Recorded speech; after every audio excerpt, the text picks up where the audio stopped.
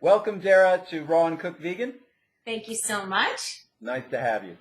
And I wonder if you could first tell us a little bit about how you were raised and if your family had any knowledge of nutrition or health or fitness. No. No.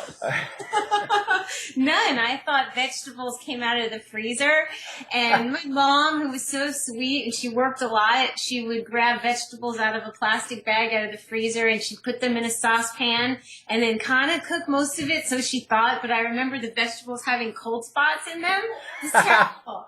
I do remember I did have an uncle who had a garden, and he had the most gorgeous cucumbers and tomatoes, so I did get to see where vegetables came from. I did have a beautiful upbringing, but nobody was really into... My mom didn't have junk food for me. She never had bad food for me. It just wasn't all about the nutrients. When I found out, I was like, why didn't anybody ever tell me this? How come no doctor, Yeah.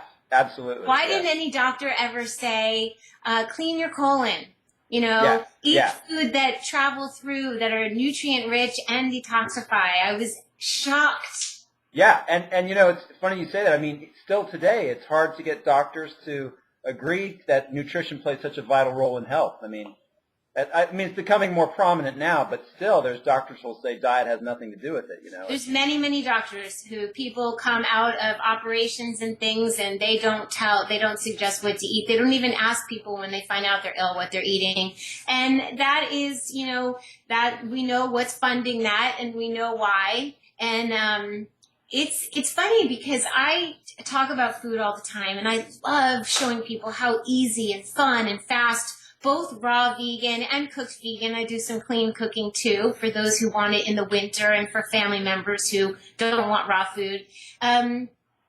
But I really like to make it fun, and I hardly ever talk about the things that are, bad, and I never talk about really like the important urgency. But today I'm feeling this incredible urgency that it is an emergency, because what we do with this raw and clean cooked vegan food is we're preventing disease. That's right. And it's a huge cost to society, and it's a matter of ethics, and it affects so many aspects of life.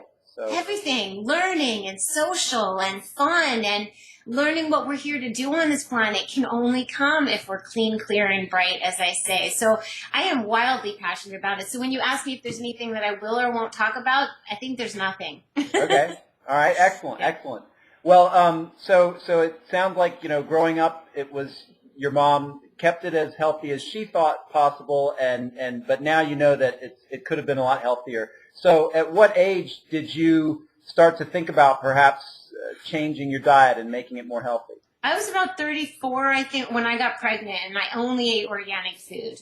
Okay. And if I ate anything that wasn't vegan, it was grass-fed, it was healthy. I became incredibly aware when I had a life growing up inside of me that, I have to be clean and I have to eat well. And so I started educating myself that way. And then probably when I was about 38, my mom came to visit me, and she heard of this thing that her friend was doing, and it was where you take psyllium husk and you put it in cranberry juice, lots of psyllium husk. And I was like, okay, I'll do it. I had no idea what I was in for. And I was like, Mom, you have to come look and you have to see what's happening, And I was horrified. I used to eat a lot of cheese, like cheese. And I was like, Mom, this isn't normal. This is scary. And so, of course, I start looking online what can be going on in your intestines and in your... the next day I went to go see a woman that I thought was an angel, a colon hydrotherapist. I didn't even know they existed. So that's when she started educating me on what you put in makes a difference. And I started reading. And I didn't find raw food until I moved to California, probably 2 years later. And when I found raw food, it was at a restaurant in Santa Monica, and I saw, I decided to go in. I decided to bypass the beer or wine and French fries place, and I was like, I don't like the energy in there. I want to be social, and I want to see human beings, but I don't want to go in. So I went a mile down the road, and I saw this place. It was weird looking to me. It looked kind of hippie, but I went in, and I was like, well, how bad could a chocolate shake be? And I took a sip of it, and I thought, oof. that's kind of bad. But then I took another sip and I was like, wait a minute, I feel kind of high. And I felt the energy. And I looked around, Paul, at the people who were eating this food, and they were beautiful. And I knew right then and there, it was my aha moment. It was second to the colon hydrotherapy experience. I'm getting chills. It was when I knew that these people were onto something. I went 100% raw the next day. I ate at that restaurant. I didn't know anything. I ate nuts with this, with cashew cream cheese cakes, and I still lost weight, and I still felt younger, and I went the whole transitional raw food thing, and I felt fantastic, and I just began educating myself and hanging out with other people who did it. All right, there's so much here. The first thing the first thing I want to ask is, since you got into colon cleansing and colon hydrotherapy, now that you know about raw food, to what degree do you think someone can heal and clean themselves out without any external options rather than just the food? And do you think with the colon hydrotherapy versus none? Right. I think you can do a fine job without it. I don't think that, I think does it help incredibly, because depending on it, everybody's different. If you've eaten a diet full of refined things and sticky things and there's things impacted, then it's beautiful to get the help to release, because you can eat all the gorgeous raw food in the world, but if the little cilia on the sides of your intestines are clogged, they're not going to absorb the nutrients. So really, we want to detoxify, because there's no point in spending the most money on the best superfoods and the best food if your body's not absorbing it totally. So I personally feel like a good colon cleanse, or making sure you're eating a lot of fiber and some help, whether it's enemas at home or colon hydrotherapy, is really helpful, especially if you're going to experience detox symptoms. They help. The fever or the headaches or it's just an enormous help. And I think that the discomfort of,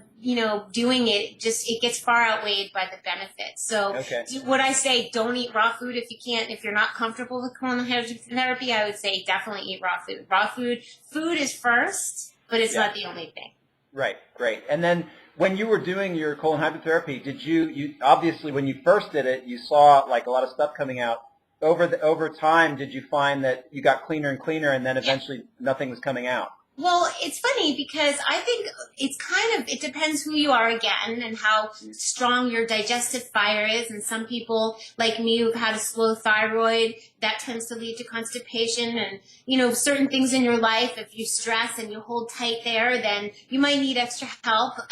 So for me, it's an ongoing, I know when I need it and I feel like I need it. I think it's like peeling back the layers of an onion. We keep getting to new health levels, and it's like we're all of a sudden not perfect. We just keep going. And there's toxins in our environment that we can't help. So the colon hydrotherapy helps. Am I obsessed with it? Not in any stretch of the imagination. Do I believe that we should talk about nutrients as much as elimination? Probably. Yeah. Gotcha. Okay. And then another thing that you were talking about is when you started this, you suggested that it was kind of a relatively high-fat raw diet. And even though that was the case, it was still having tremendous benefits for you. So talk a little bit about that, and then what happened where you started to question that. That's a great question, because I started to naturally feel like certain foods made me feel heavier, and then I started to naturally fall into some education about it. So I think it's a natural transition, and I think that sometimes if people, what was the question again? Because I want to make sure I answer. Yeah, you're getting at it. It's kind of, it sounds like you shifted from an initial raw phase that was high fat to later on probably less fat. Yes, because it was a party. It was like, what? This is raw food? I can eat this? I can eat this. I want everyone to feel that, because it makes you feel like it's not about deprivation. You still get to feel satisfied, and you're going to your next level of optimal health. Do I think that we can sustain ourselves with cashew cheesecakes every day, all day for the rest of our lives? We wouldn't even want to. So I tell people, don't worry about it. Use a little, now I eat a pretty low-fat diet, and it's like a cycle. Sometimes it's heavier than others, and my body naturally knows when to lighten up. I eat some fat one day, and the next day I notice that I just want juices. And it happens naturally. I don't force myself into any cleanse. I don't force myself. I think that's one of the reasons a lot of people feel comfortable with me, because they see there's a cycle of things. It's not rigid across the board, only one way every day for the rest of my life. I've seen people drop off when they do that. You know, I've seen them be so strict with themselves, and they're like, this doesn't work for me, and it's too dogmatic, and everybody's so strict, and it's not the way it is for me. It's just food. I love that. I love that. And for folks that are being strict with themselves, they find that they're being really strict with other people. So yeah. So and to me, I tell people for me, it's a celebration. It occurred to me why I didn't ever run a challenge. People run raw food challenges and this challenge and that challenge, and I thought, well, it's not a challenge. Like, to me, it's a complete luxury and privilege to be able to procure this produce, and then it's an extra party making it, especially for people I love, and making it for the people on YouTube that I consider my family. Sharing with them how I do it is just this beautiful, intimate party that it wouldn't occur to me to call something a challenge when it doesn't have to be. So for the people who want to, eat transitional food, eat them. Don't stress. Yeah, I love it. I love it, and that really comes through in your videos. It's like you feel like you're part of the family. It's really nice. So, Thank you. Yeah, can you talk a little bit about some of these benefits? I mean, you kind of touched on it briefly, but what started to happen when you first went raw in terms of improvement in health, like increased vitality and? Well, I didn't plan for this, but I lost weight. My eyes got whiter. My skin got just smooth, and I walked around. I remember smelling like my hand, thinking I smelled like vegetables in springtime. And also, I smelled really good, and I was like, wow. And I'd touch my skin, I'd be like, wow, I'm hydrated, And but then it happened around the same time that I found my naturopath. I had been pretty sick, and I didn't know it. And I think a lot of us are walking around sick, and we don't know it until we have the vantage point of optimal health. We don't know what's going wrong. And I had a lot of stress, and I had for 7 years, I had a Hashimoto's, hypothyroidism. Yep. And I had been on Synthroid for 7 years, knowing that one day I would get off of it. I didn't know anyone that had, but I had faith that I would, and I met my doctor, Dr. Habib Sadeghi, Beehive of Healing. It was the first time I felt safe, that I could let myself go through a period of getting off of this medicine. And at that time, before I met him, I had been eating raw food for 5 or 6 months. So if I think back on it, I think, wow, the raw food cleaned me enough to lead me to this man who could help me, lead me to my next level of healing. So my adrenal fatigue, which was very, very severe, so severe that he said that the lab called and said, why isn't this woman in the hospital? Within a matter of months, and it was a transition, it was managed. The symptoms were gone. When I went off of raw food, there was 2.5 years later, my jewelry business got busy, and I just started eating some steamed food and then some rice with it, and one thing led to another, and I went off the raw food diet. Looking back, it's almost unimaginable that happened to me, or that I did that. But looking back, I know why, because I went to my doctor. He said, all of the adrenal fatigue is back, your thyroid's out of whack, and I stopped my business. I sat down for a week, and I said, you know what? I used to make green smoothies. I used to make my Chinese herbal tonics. What happened? Within 1 month of doing those things again, I was all better. Wow. That's when I stopped my jewelry design, and I went to culinary school, and I'm standing on my street corner, and that's my YouTube channel. So yes, I believe that we can heal disease, that we can reverse symptoms. Yeah.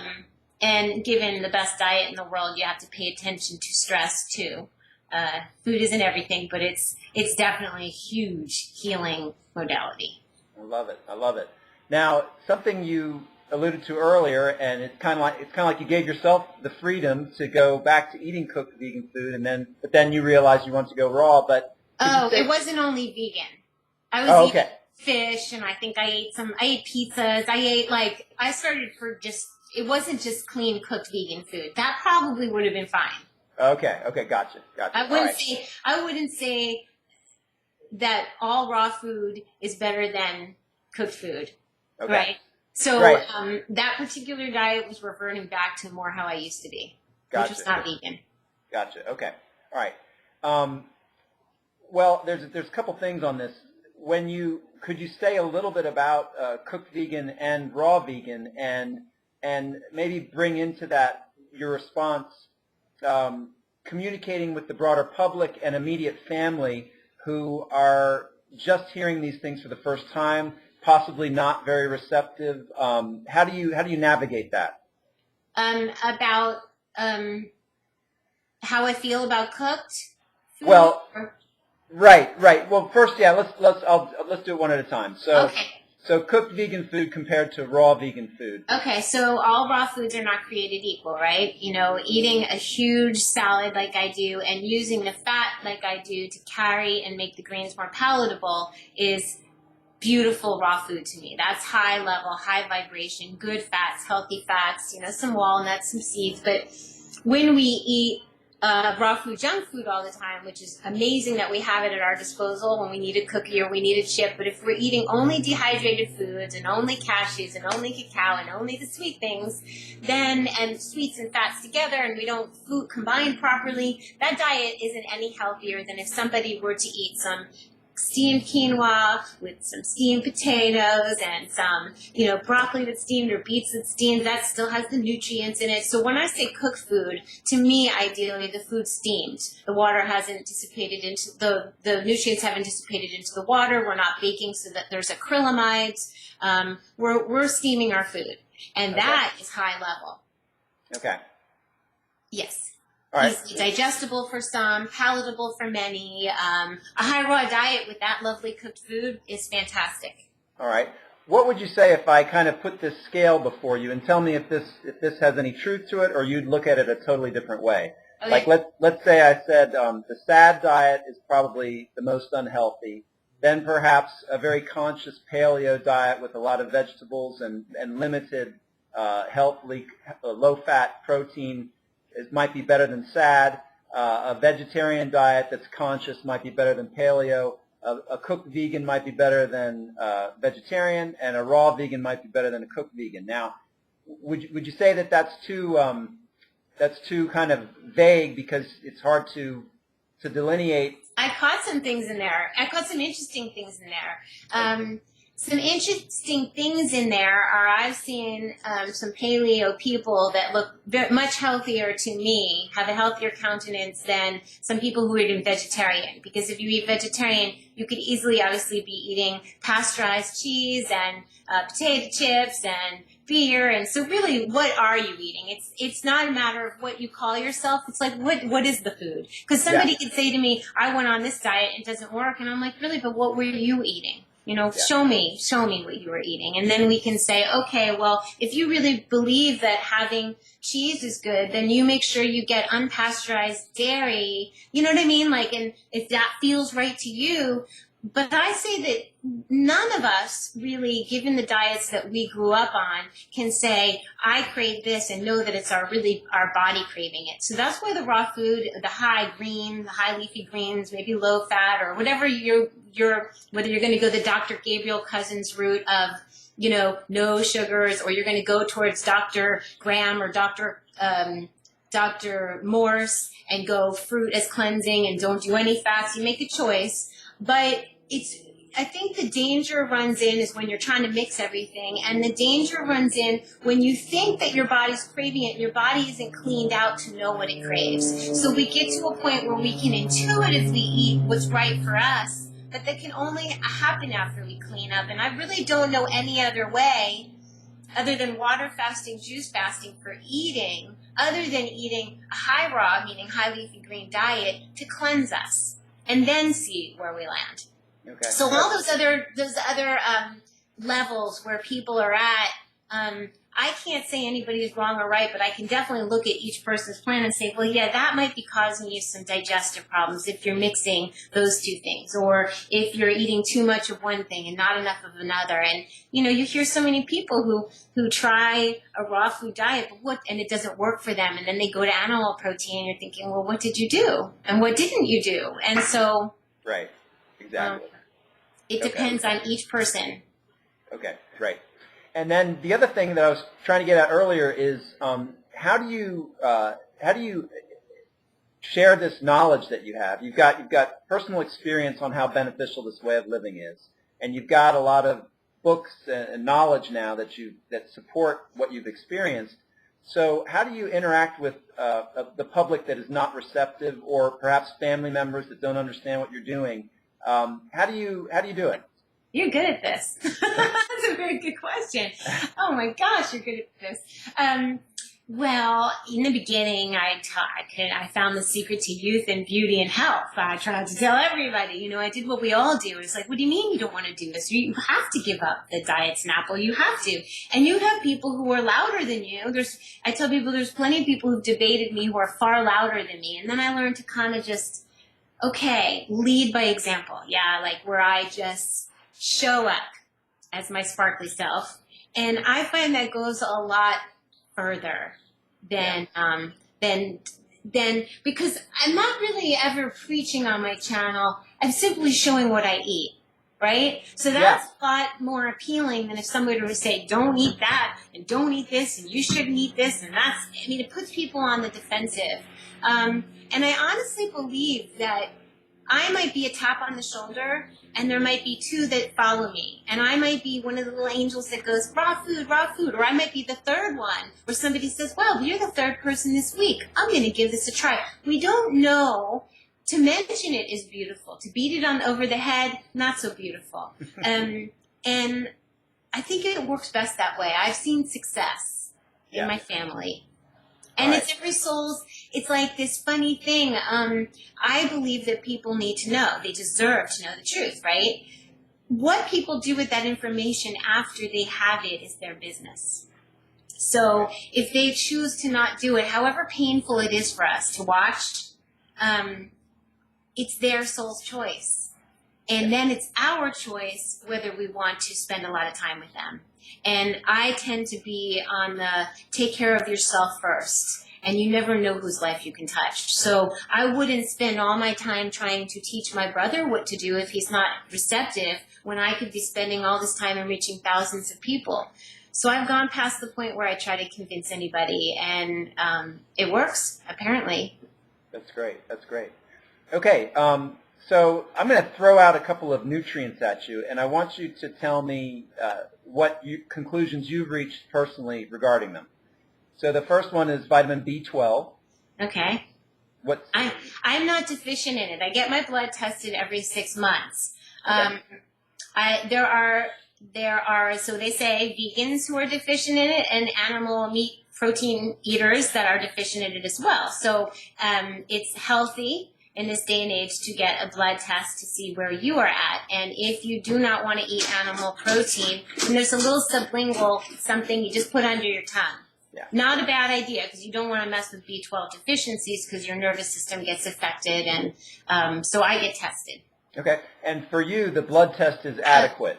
For me, the blood test seems to be adequate. I'm a highly intuitive person, and I can feel when things aren't quite right, and I really trust my body. Like, if I crave nutritional yeast, I know 2 tablespoons of that is a daily dose of B12. That being said, some raw vegans just take it just to be sure. Yeah. Right. Okay. Now, this may not be an issue for you being in California, but vitamin D?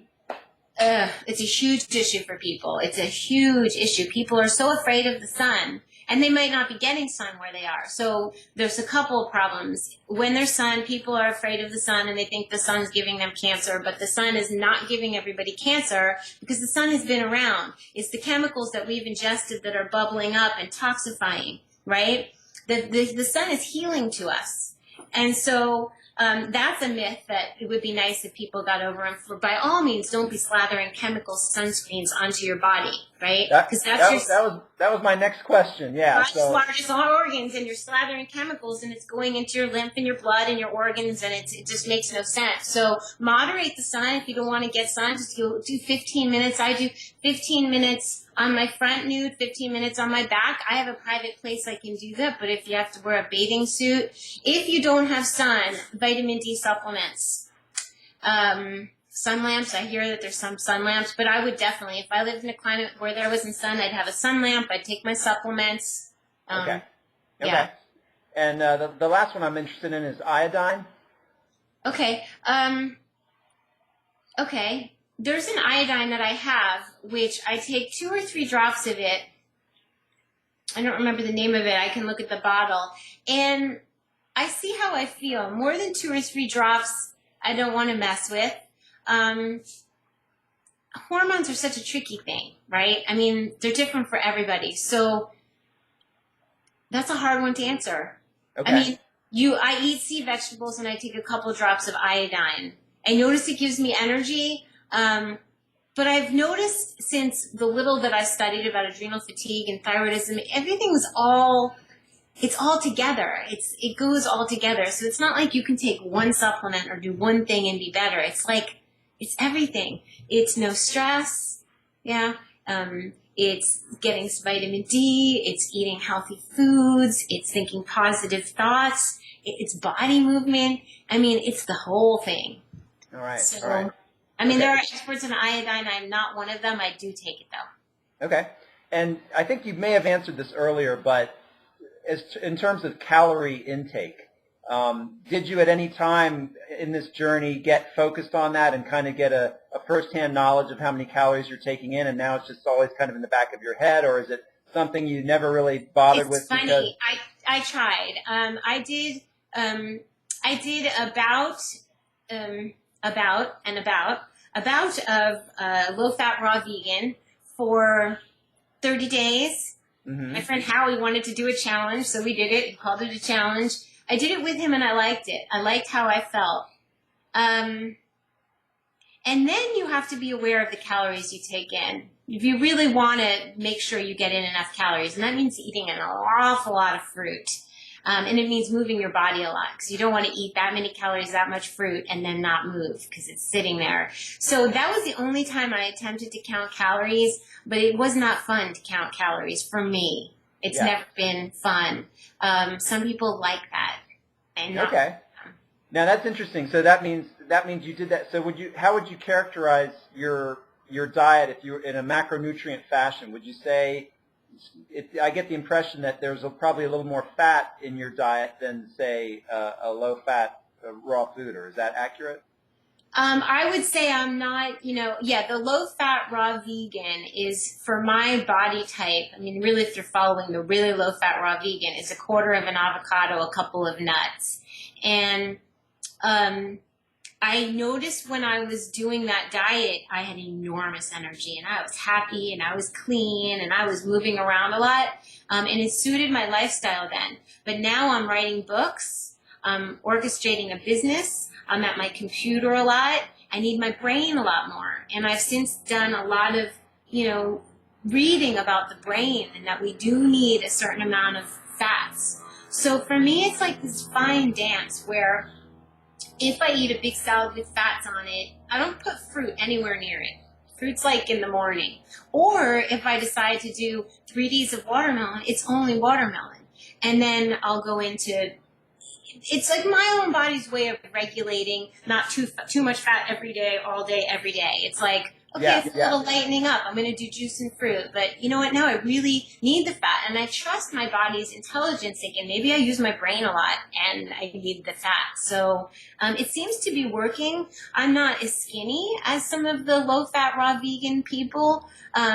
Sometimes I like to feel like a lean machine like that. But that's if I'm going towards the athletic route. And it's not the route I'm going right at the moment. I was at the gym 2.5 hours a day. I'm on my bicycle every afternoon when I did that. Yeah. And it was fun.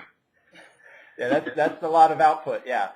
It was fun, but it's not realistic at the moment. All right. So it really depends where everybody's at, where you're at, what you want to accomplish. If you do the low-fat raw vegan, I highly recommend enough greens, and I would do mineral supplementation. Okay.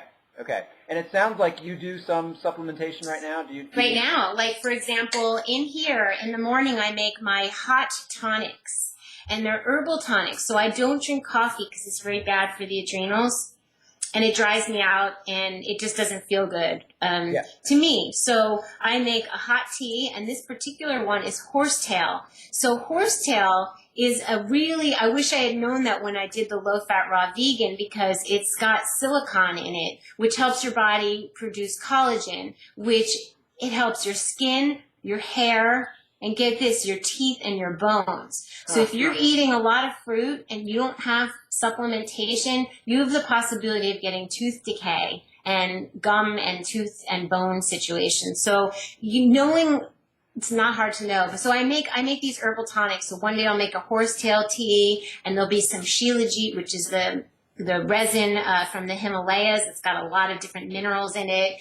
Or I'll have another one the next day with a little bit of cacao and some dandy blend to make it taste like coffee. And then I'll put in some reishi mushroom to uplift and for my heart.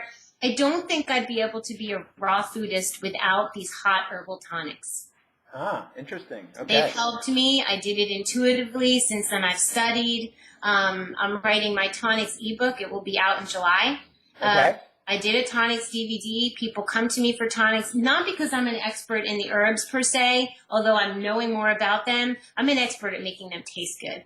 So people come to me and they're like, these tonics are amazing. So I really encourage people to have hot liquids during the day so that your diet isn't too damp and too cold and feeling depriving. Interesting. Okay. That's the secret, I think. Yeah. Let's see. There was something I was going to ask on that. You mentioned that you had studied at the Culinary Institute, and now it sounds like was your herbal knowledge prior to that? That was just something you kind of did on your own? Or? My herbal knowledge was intuitive. It's one of those things, the same way I found out about feng shui, the same way I found out about raw food and colon hydrotherapy. That's the truth. Like, I just know the truth when I find it, and I don't question it. Then somewhere down the road, I might have the time and space to study it, and now I do. So I didn't have particular knowledge about it. I just did it. Yeah, that's cool. I delved in like anything else. All right. And then as far as the culinary training, how did that come about?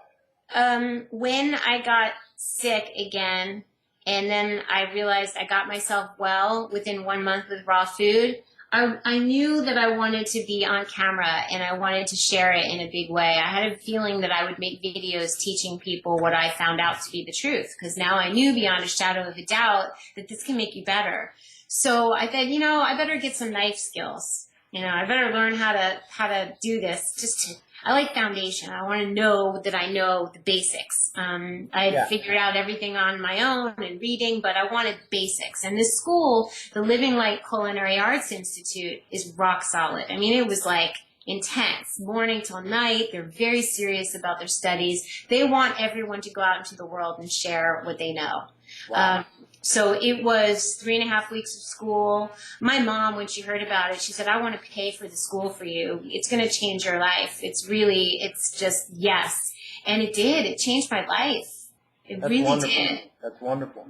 Mm-hmm. Now, on this note, it seems like having those skills is very useful in terms of being able to provide foods that are satisfying and interesting and desirable for folks that have a traditional diet and they're considering something different. So you find that to be the case. I mean, of course, we can do a raw food diet very simply and very easily without even, with only a knife. But could you say a little bit about preparing some of these more elaborate meals and how that can be useful in helping folks appreciate? It's so helpful. I mean, it's so helpful because people are scared they're going to be hungry. And if they look at a bowl of romaine with a little bit of, for me, that's like, okay, I can eat that. That's great. I'm happy with that. But I'm also happy making my not tuna pate that tastes like tuna fish, or, having, knowing how to make a chewy bread.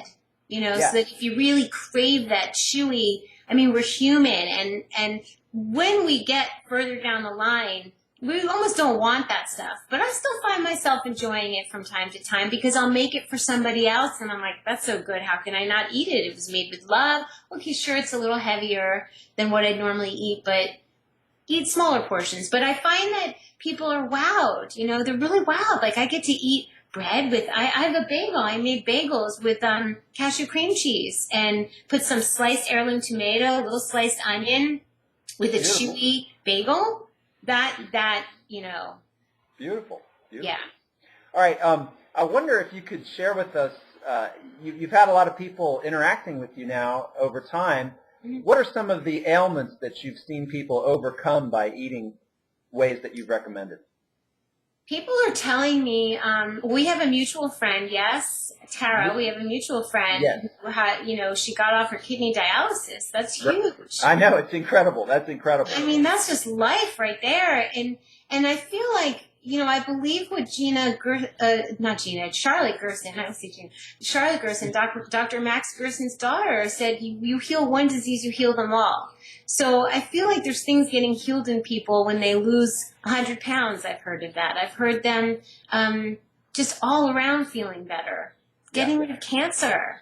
I mean, disease is a way that our body's guiding us to do something different. It's a way of our body begging to get better, begging for us to make choices to do something better. So I view those things as just like, wow, your body's calling out. Let's take a listen, So I completely believe that diseases can be reversed and symptoms can be reversed and we get our body into a balance again. It doesn't mean that nothing ever can come back if we do the same things we always did, but we can fix things. And I've heard many, many stories. Stories. That's great. That's great. Yeah. It sounds like maybe this was part of your initial impetus, but perhaps you've learned more along the way, and you can tell me the ethical aspect of eating this way. How does that? How do you feel about that? You're not hurting anybody. Any little no little critters were harmed during this meal. Animals treat me differently. I have like a rapport. There's like this kindness. You walk this earth and you feel good about yourself.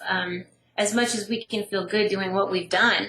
It's just, wow. But once we know what's being done to the animals, oh my goodness, like how could you ever, to me, I didn't come at it from that way. I came at it from a health perspective, but the thought of biting into the side of an animal, there's nothing more disgusting to me. I don't care how it was cooked or what it's packaged in. At this point, it makes my stomach hurt to think about it. And I wasn't raised that way, but it's becoming clean, clear, and bright and conscious, and we just become more sensitive human beings. Yeah, definitely.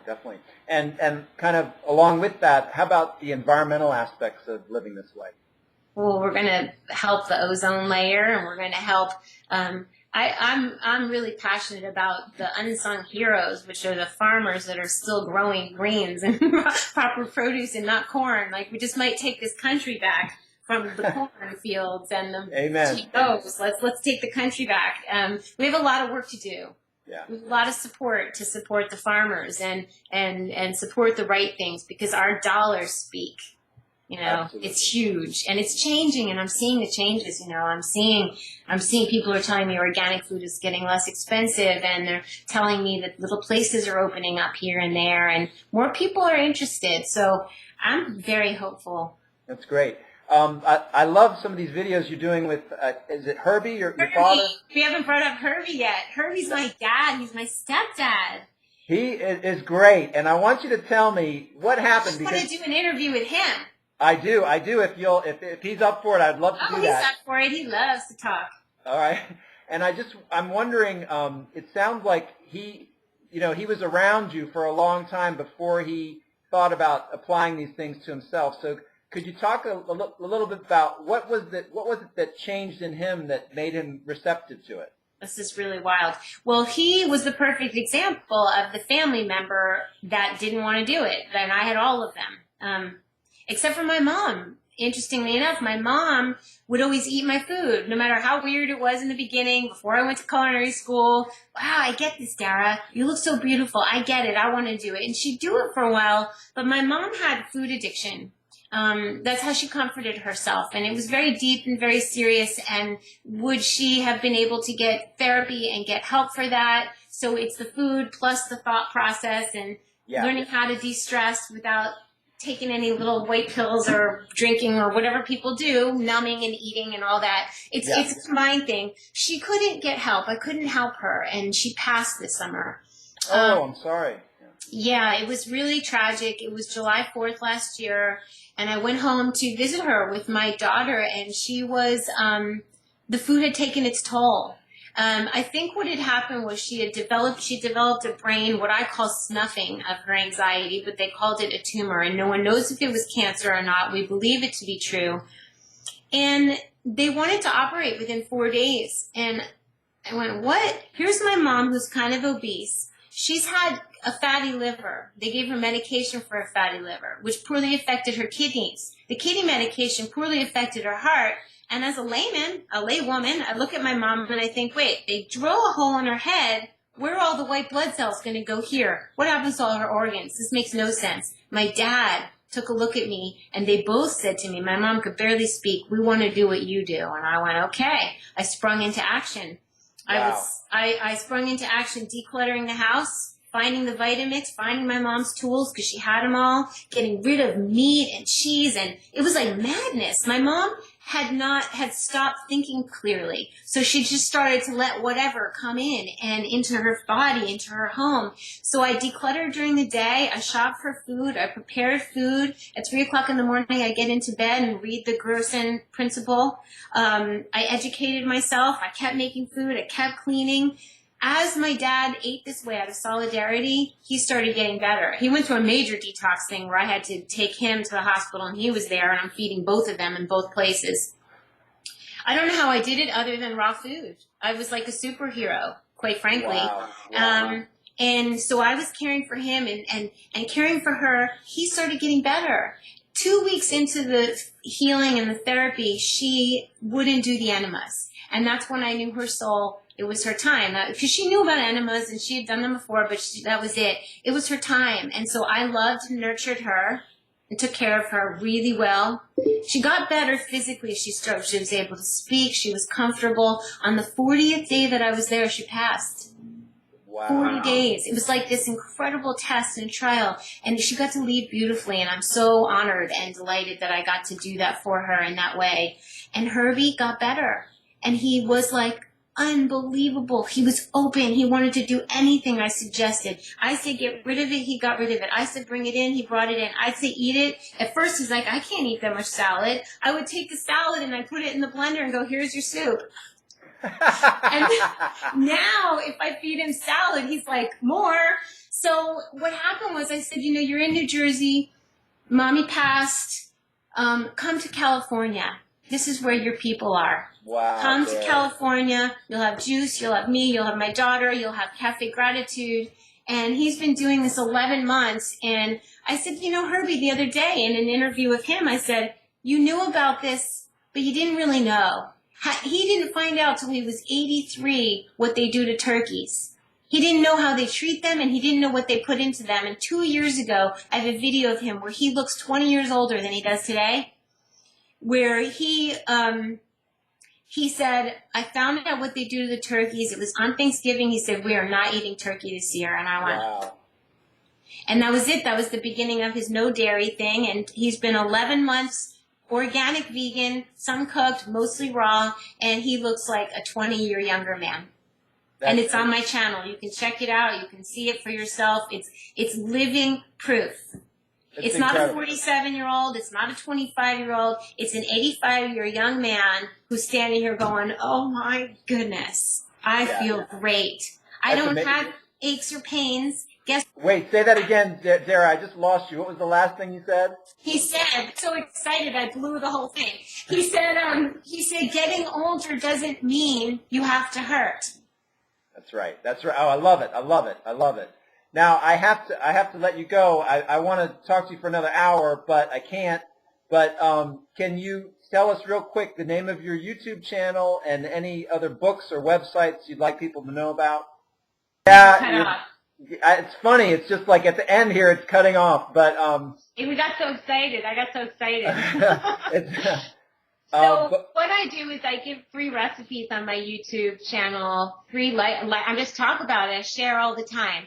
And what happened is a lot of people wanted more of me. They wanted to be able to ask me a question, or they want to get more personal videos or more blogs. And so I created a community site. So if you were somebody you heard that you wanted to eat healthy and you don't know how, and you want a group of people to support you, and me there, as I'm like a huge camp counselor cheerleader, it's $10 a month. I don't know, it might be going up $5. I don't know, but it's this incredible value and opportunity to be part of this. And so that's morewithdara.com. So we have YouTube with over 700 videos. If you don't want to join anything, they're all there. And then we have More with Dara. And on my website, daradubinet.com, you'll be seeing newsletters and recipes. And we're just stepping up the game, because although I reached 37, almost 38,000 people, I want to reach more people. They deserve to know. Well, you're going to do it. You're awesome, Dara. Thank you so much. Thank you. Yeah. You're such a pleasure. Well, you're an inspiration. So thank you, and we'll look forward to more of your videos. And you're lovely. And if you ever want to interview me again, just call. All right. Thank you so much. Yep. Take care. Bye.